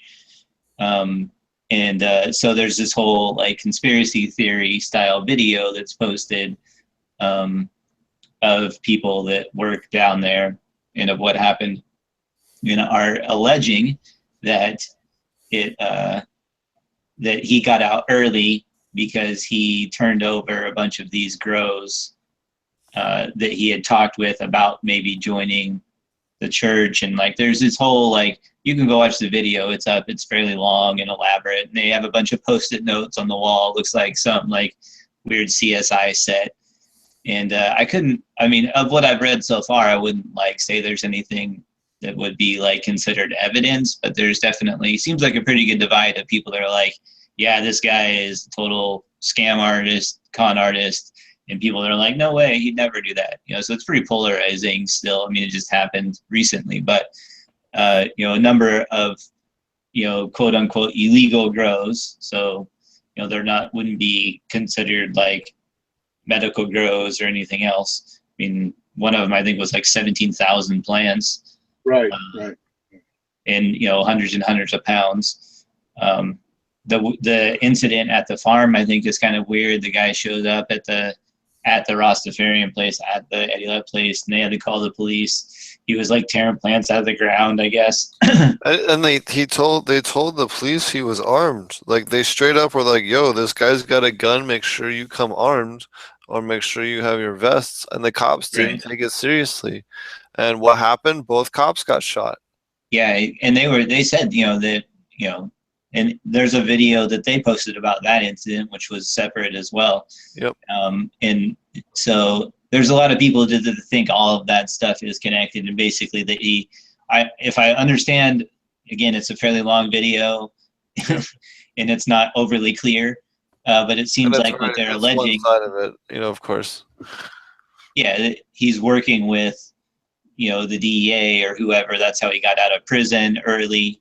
Even though he served 7.5 years of a 10-year sentence. So, you adjust for good behavior, and the fact that, he's this kind of old hippie dude, I can't imagine he got into much trouble. That seems fairly realistic. So I kind of see both sides of it. I can understand why people are on edge or nervous or develop theories around how different things can happen, but I haven't seen anything evidence-wise where I'm oh, wow, this is totally a scam. But you definitely have people that seem to believe that. And, I'm not going to discredit anybody, but I do believe in innocent until proven guilty. So at this point, I haven't seen anything that was damning evidence. But I do think that a lot of people are going to look more into it either way. So he'll be on the hot seat no matter what. The other thing I wanted to bring up, because it happened and they hadn't announced it yet by the time we went live last week, they passed the, I think it was Friday last week, they passed the legal protections for medical growers on the federal level. It is still and will be for another 2 years illegal for the federal government to spend a single dime to go after legal medical cannabis growers. So. Yeah, that's cool. We talked about that a little bit last week because it had just happened. And oh yeah, maybe we did. And which is, I think the most interesting part is that was a Republican majority panel. I It was like, what, 16 out of 24 people on the panel were Republican, and they still voted to protect medical growers, which I think was pretty awesome. And two senators from New Jersey also introduced a bill yesterday to have cannabis removed from the Class A narcotics. Yeah, Cory Booker. Yep. Mm-hmm. A number of stuff. We should do that's a pretty elaborate program, actually. Well, Jeremy, I understand you're getting ready to take off. We want to appreciate you. Yeah. I actually have. Don't want you to fall asleep on air. That'd be embarrassing. Yeah, he's one of them East Coasters. Yeah. Hey, East Coast. That's where I grew up. It's fine. That's I know. right. You're just far as I East. used the same area code as I did growing up, which was crazy. Yeah. Love Philadelphia. Spent 9 years there. Wish I was still living there. So Good anyway. Some of the best food. Oh my God. Oh, there's no. I think it's one of the best cities to eat in the United States. Just great. All right. Well, thanks for all the great information, Jeremy. Appreciate it. Yeah. Sorry, I'm thank turning you. into a pumpkin, but It's that pumpkin time for all of us, I think. I think so. All right, Jeremy, have a good one. Thanks for all the info. Have a good night. So I thought it'd be cool to cover some of the questions I got in my comments. I don't know if Marty, if you have any good ones right off the bat for you. What was that? I got some questions from our comment section on our YouTubes. Oh yeah, go ahead. So do you use any extra nutrients in the water, or is it just fish waste? And that's from Umbra Gricola. So we do actually add some nutrients. It just depends on what the plant needs and what form in the life stage. But we do use different mineral salts or nutrient ferments or compost teas. Yeah, it kind of depends on what your original water source is. Like obviously, if you're starting with RO water, for instance, you're going to have to add a lot more. Or if you have city water, for instance, you're going to have to add a lot more than say well water. So it kind of depends on where you start off, but eventually, no matter what, you're going to have to supplement certain things that just don't come in fish food. You're pretty much, I would say, primarily nitrogen producing, with a little bit of phosphorus. So for the most part, everything else, you'll have to supplement at least a little bit. For cannabis, obviously, potassium would be, I would say, like the main ones, and you'll need more phosphorus. And you'll need more magnesium, and you'll need more calcium. So you will need to supplement just because it's such a heavy feeder. It'd be Iron, I was going to say iron too. Cucumbers, or you're growing tomatoes, or you're growing anything. If you're, in order to produce the fruit itself, it needs to take up more nutrients than what aquaponics will provide. If you just want to grow lettuce forever, then you can have a perpetual system like that. So I had another question: is in aquaponic systems is it okay to add additional nutrients? Like some of the people have great success with hydroponics, or does that negatively affect the fish? So that's the reason why we use the dual root zone methods, which we described really well in the first episode. And then I also have a separate breakdown video of it on my YouTube channel, and I think Marty might as well. Mm-hmm. So definitely check that out. Also, notice you're using light tubing. Have you thought about high efficiency LEDs? Would it hurt the fish? Yeah, I prefer using LEDs. We had Spectrum King on last week, and that works really well. They're honestly my favorite lights at the moment in terms of how well they work. So. Yeah, and I think they have a wide variety of, if you need a small light, that covers a small footprint because you're only doing a closet-sized grow. I think or if you're doing a large scale and you want to cover, an entire room, you can get, larger footprint lights, and they cover the spectrum really well. Pun intended, Spectrum King. So I think there's that. And then there's a lot, we have a lot of other LED information in general in our previous episodes. If anybody wants to check those out, we talk about LEDs come up a lot. It's one of those questions that comes up over and over again. So, and as far as the hydro nutrients go, I would say to a certain extent, a lot of the hydro newts out there are going to be salt-based, and I wouldn't even personally put them in my dual root zone. In terms of you're just talking about hydroponic stuff, like anything from like General Hydro or anything that's going to be a salt-based nutrient that's readily available to your plant. While you can put it in, I still wouldn't recommend it. Would prefer something like a dry amendment that you can water into your dual root zone, so you're not getting that salt buildup, especially in a dual root zone, because a lot of my root zones are relatively small, so it's not going to take a lot of salt buildup to start affecting the microbial life that we want to establish in there. So that's my only caveat on, even when you have a dual root zone, still be aware of what you're putting into your plants.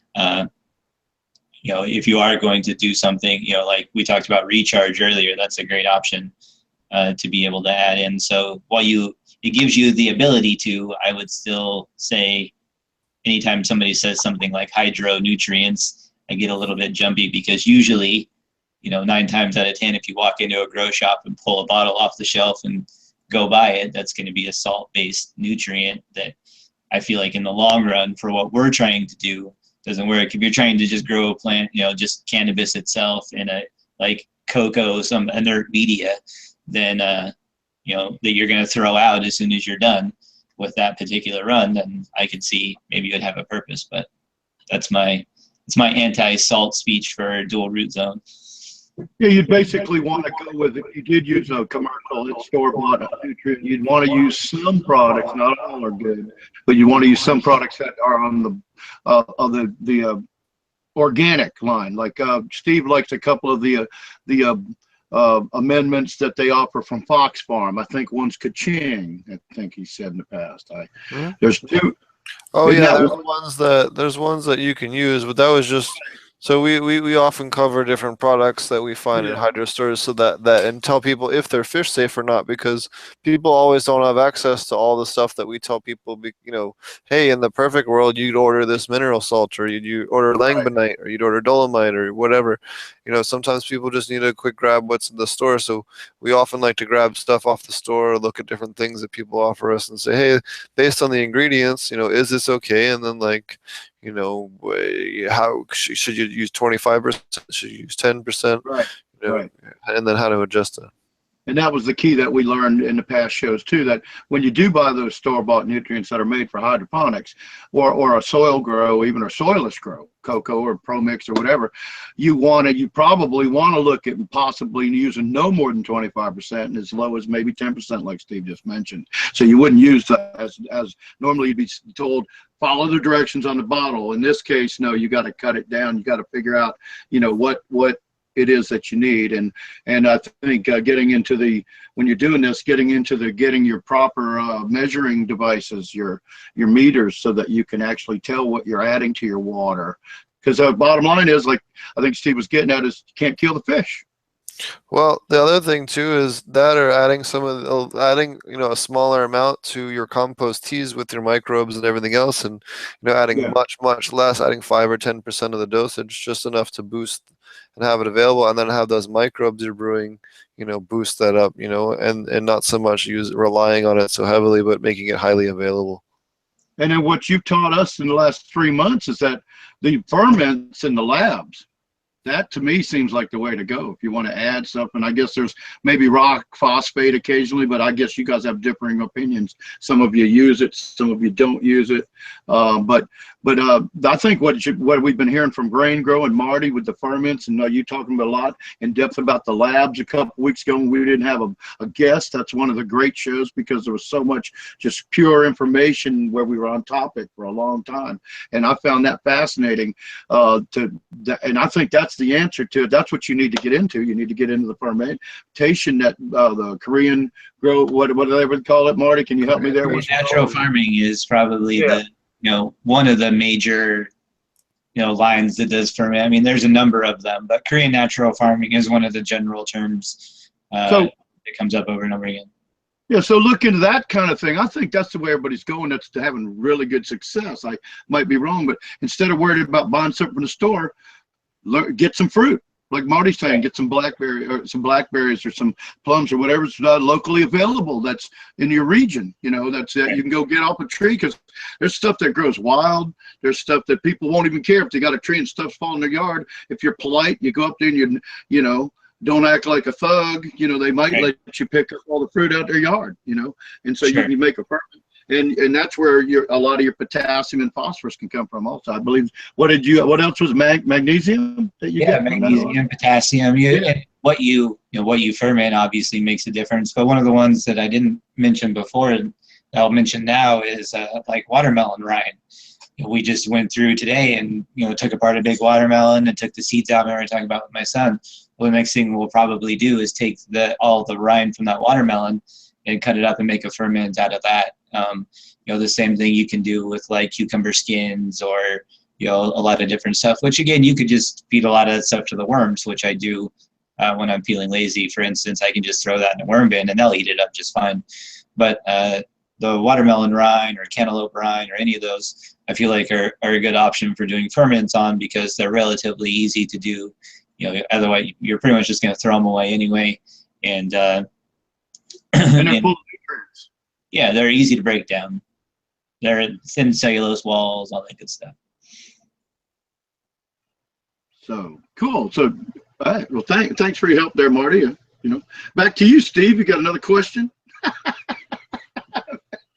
It's the Steve and Marty Q&A show, and I'm just gonna moderate. Yeah. Let's see here. Trying to. Well, thanks for teaching me, guys, because so I could help you out with that question. That was kind of, Hey, no problem. Have you done any ferments yet, Roger? You got anything started? No, I'm busier. I'm trying to fix my damn lawn tractor. It's like kind of hard to cut up fruit when you're underneath a lawn tractor trying to get a damn bolt that's been in there for 10 years, out. It's true. Well, next time you buy a watermelon, just save the rind. So be good. It's good time. It's getting ready to be time. It's about that time almost around here. I think it's just about that time.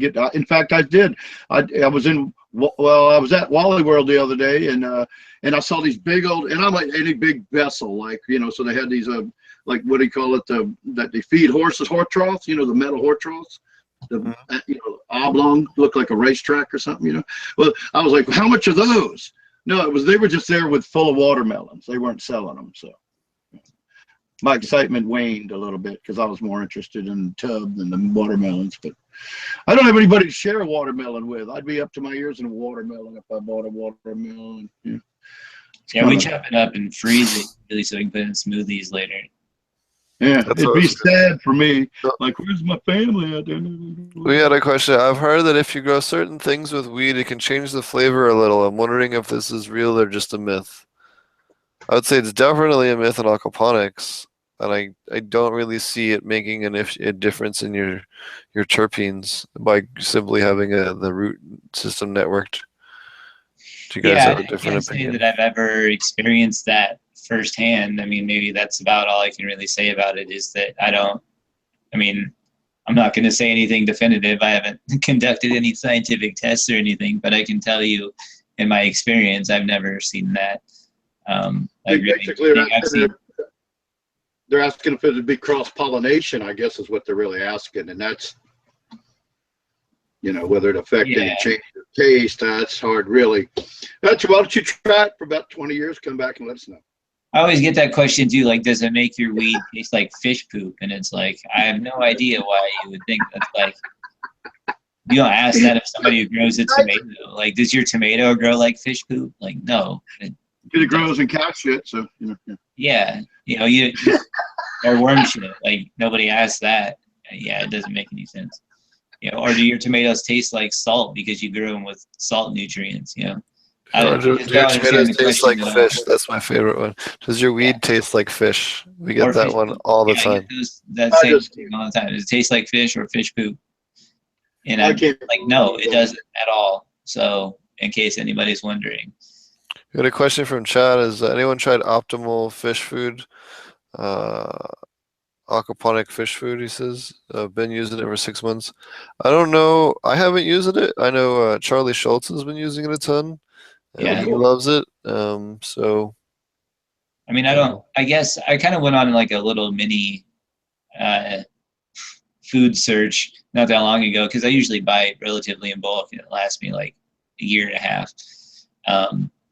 Because I don't keep that many fish, and mostly koi and a couple of catfish and stuff, not too many.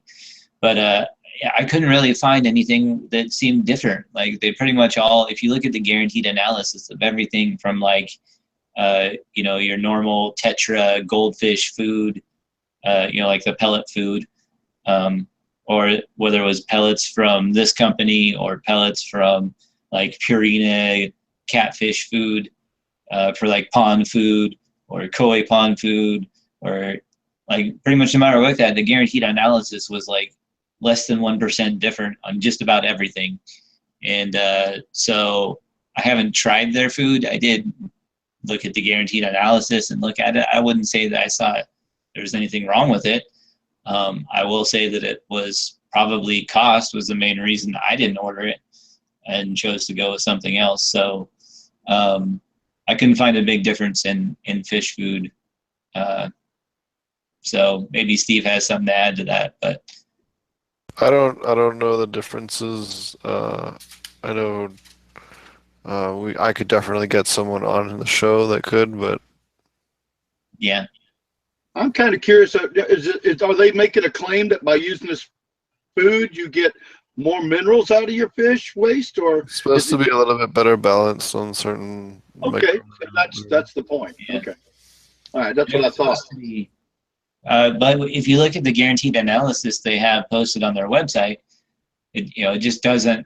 You would think it would come out in the guaranteed analysis, I guess, is what I didn't really understand. And I even emailed them, and I didn't get a response. So Well, the it would be guaranteed interesting to get somebody on that knows a little bit more about it, because I just ended up ordering from my local co-op here. Right. They have fish food just for people that have sporting fish like bass and catfish and different stuff in their ponds. So they carry big, 40, 50-pound bags for relatively cheap. So that's where I got mine. And just because I also like supporting my local co-op. But I did go on sort of like a little mission to try to find out if there was like some food that was magically better for aquaponics, and I couldn't find anything definitive that said that, especially that would justify the cost difference. So yeah, well, we'll have to talk about not tonight because we're running pretty long tonight anyway. But one thing I'd like to talk about is like how you guys out there went about setting up your co-ops. But so I just want to bring it up. That'd be something nice to talk about on the show one night. How to go about setting up a co-op in your local area so you can help local growers. I've been trying to do that, and it's a bitch. That's not a one episode thing. That would be like a 5-part. Well, okay, we'll see. Like I said, it's a bitch. I've been trying to do it for years, and it just, oh man, it's tons of legwork, and oh man. But yeah, getting a bunch of people to agree on stuff too. And then you get some jackass councilman that comes in, swoops in, and bans all co-ops, and all of your last 8 years or 6 years or 5 years worth of work was all for naught. Yeah, I'm not sure they'd be able to do that around here, though. That's the one good part about it. Oh yeah, that's what you think now. Well, isn't that about cannabis? Look at my backyard. It no longer has cannabis. We're not legal for cannabis, so I'm not talking about cannabis. Allegedly. I know, but I'm saying they said the same thing. And actually, yeah, it could spill over into that, allegedly, Yeah. But so Old Fire Grow says he's been working on a poor man's lobster recipe for tilapia. So what does that mean? Cool. We'll have to see how that goes. I looked into making some of my own food. I have a guy who does an aquaponic source, or not the aquaponic source, but he works at an aquaponic farm where they source their own black soldier fly larvae that they process into food, and sometimes feed the larvae to at particular stages. I guess he was talking about the catfish don't really like him as much once they get kind of a hard shell on the outside of them. They get a little bit older. So he had a couple of ways of harvesting them that maybe I'll see if I can get him to shoot some videos or something for us and do that. But there are obviously a number of different ways that you can make your own fish food. if you want to, but it's fairly labor intensive. But black soldier flies, I have I'm a big advocate of child labor. So another thing I make my kids do is pick out red worms out of my red worm bin and feed them to the fish. And they actually love that because they can, sort of throw them to them and the fish fight over them and stuff. So that's kind of fun, but that's not really like that's not a complete diet for them altogether. So, we usually only do that about, once a week or so. But there are a number of things you can do to make your own food, but most of them are labor intensive. Roaches are the best. Nothing beats dubia roaches or hissing cockroaches if you're feeding, especially larger fish. You can take all the roots, all the shit parts of your plants, keep them in a freezer with a couple of heat pads, and they'll just breed like crazy. And their waste is way better than even worm casings. It's cool. Roaches. I've heard there's some beetles that work really well for that too. I saw somebody posted in one of the aquaponics groups that they have some beetle that they got somewhere that basically they're using beetle castings to be able to break down food too. So I don't know what kind of beetle it was. It was like a long body. Did you see that post, Steve? No, I missed that one. Might have been one of the ones you got banned from. You never know. Yeah. I don't keep track of them. Honestly, I'm so hard. Like, yeah, well, so many groups now. We've talked about that before. What? We've talked about that before. You got a couple of groups where if you suggest something that's different, all of a sudden you're a problem. Right. Right. And again, there's probably a solid dozen aquaponic groups that I'm a member of now that I just got added to, or people tag me in posts on, so I joined to be able to see what was going on, or different things like that. So some of them even have the same name. I think there's like 3 or 4 different groups that are just called Aquaponics. So that's super fun.